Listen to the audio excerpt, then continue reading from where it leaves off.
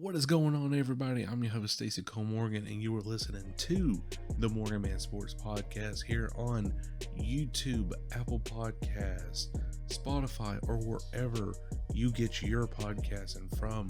Ladies and gentlemen, today we are talking about the Atlanta Reign and the Atlanta FaZe.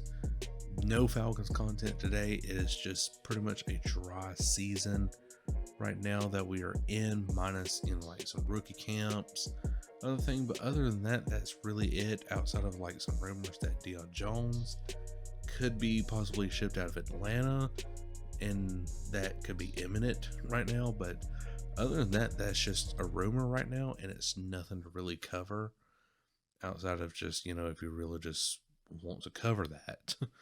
But we are an esports channel as well, and we are talking about the Atlanta Reign and the Atlanta FaZe. So the Atlanta Reign did come out victorious this past weekend against the Vancouver Titans in a dominant 3-0. And I have to tell you, the Vancouver Titans used to be that team, and they still are. And you get a victory like that over the Vancouver Titans, definitely you are a top tier team.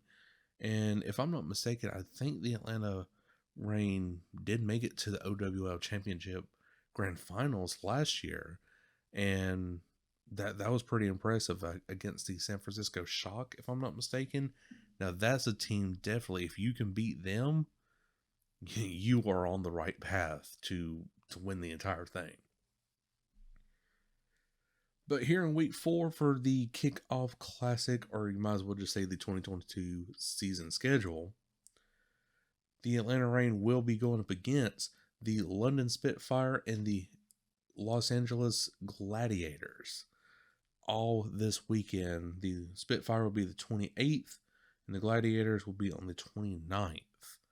So the Atlanta Reign definitely does have their work cut out for them. And for these teams right here, they're sort of in that middle bracket tier of, some win-loss record. So definitely, again, this is going to be a weekend where the Atlanta Reign really needs to win these series right here. We should definitely be, 4-0 now? 3-0? 4-0, I think it is. But that obviously didn't happen against the Washington Justice. So anyway, so we're going to move on from there. So definitely, let it rain this weekend and hope for the best for the Atlanta Reign. But however, a lot of things we're looking up for the Atlanta FaZe this past weekend as they went up against the Boston Breach in OpTic, Texas. Boston Breach, boom. I mean, that was just shot out right out the door. I mean, that was a quick 3-0. Yes, the series was tight, but still, you 3-0'd Boston Breach, which has been a great team this season. But going into this OpTic match, I'm thinking, okay, FaZe is going to win this one, I do believe. FaZe is, kind of, what's the word I'm looking for? Like, kind of found their mojo now and has really dominated the scene. They 3-0'd I was fixing to say NYSL. Yeah, NYSL, New York Subliners. And they 3-0'd Boston Breach. And so I'm sitting here thinking, now I wasn't thinking a 3-0 against OpTic. I was thinking maybe like a 3-2 against OpTic. That did not happen. FaZe is now 0-4 against OpTic and 0-3 against a different roster on the same team. And that is super freaking crazy. And apparently they're considering this Pro AM Classic, a part of that.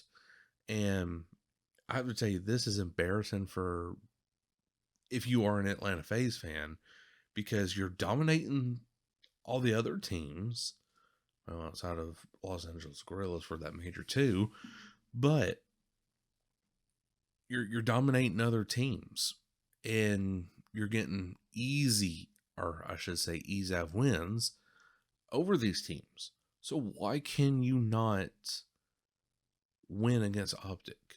there is something that OpTic is doing right that you're not.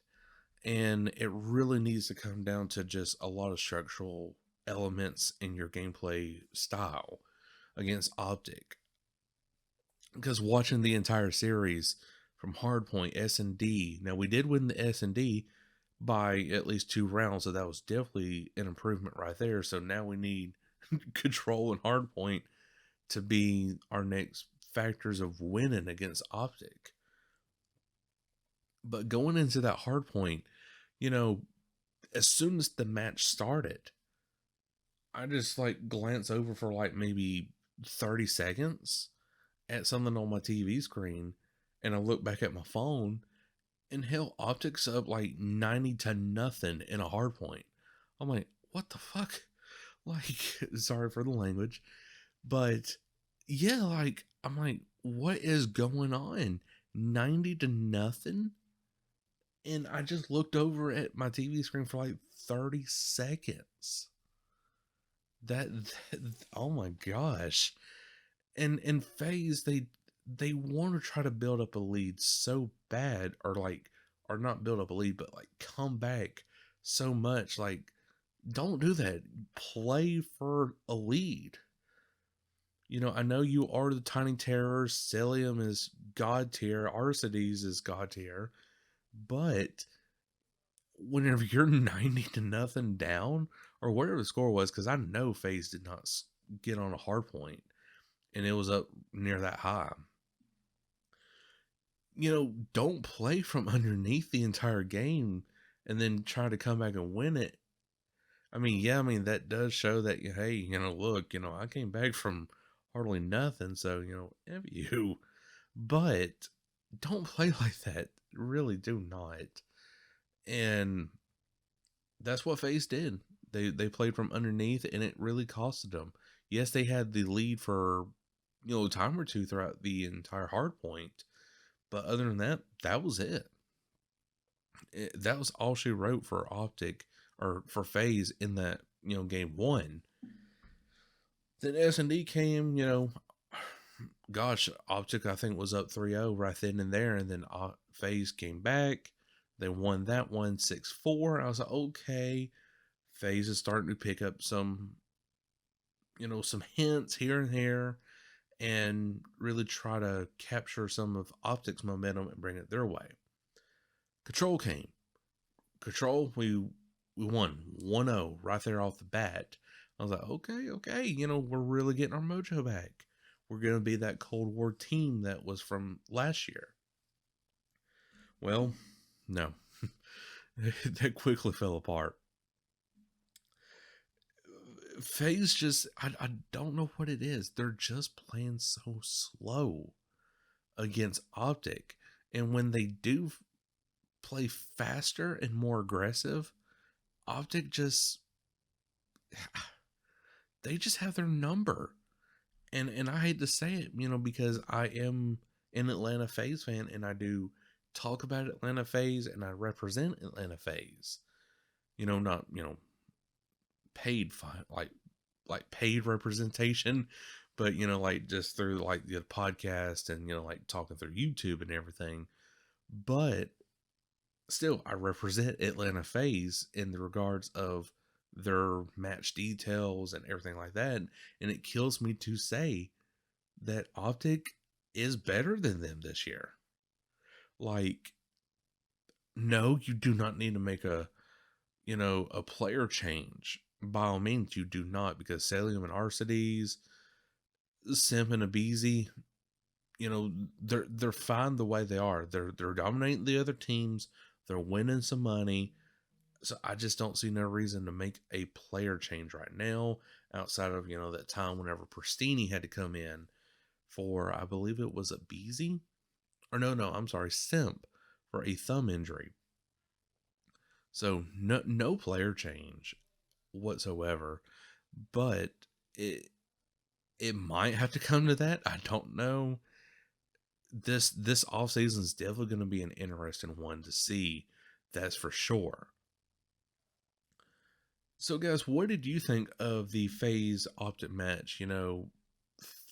FaZe being down now 4 series under OpTic, do you personally think it needs to be a player change?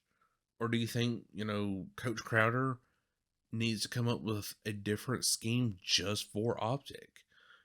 Use the scheme that you're using now.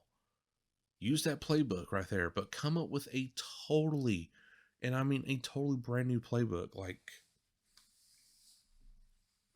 all right, this is your 11 other teams right here, okay?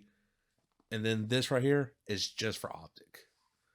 Or, well, 10 other teams, and then this one is just OpTic. Do something like that. Come up with a totally brand new playbook. Just designate it for OpTic. Use that against them. And if they catch on to your playstyle, change it up.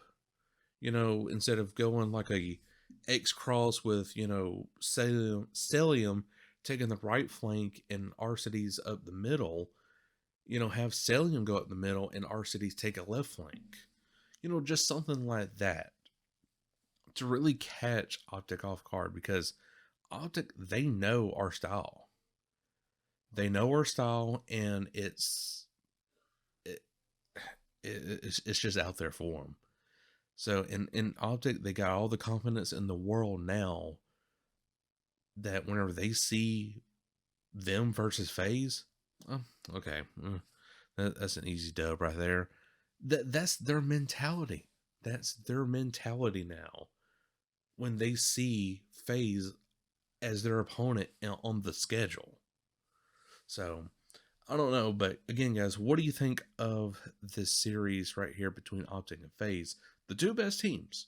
I'm not going to sit here and say that FaZe is absolute garbage, but they are when it comes to OpTic.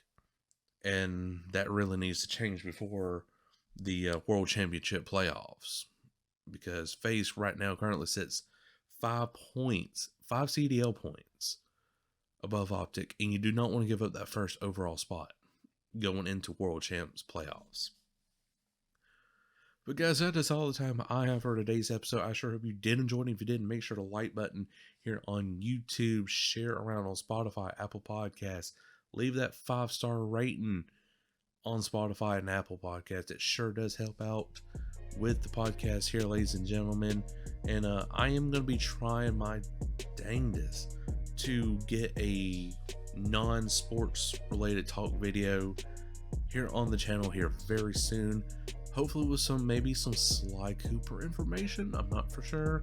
Just seen it on Twitter today that some Sly Cooper information could be revealed here late 2022, maybe like September, around the anniversary, maybe.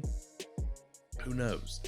But, that's a totally different topic outside of this one right here. But again, hope you all enjoy it, and I, Good Morgan, will catch you all later.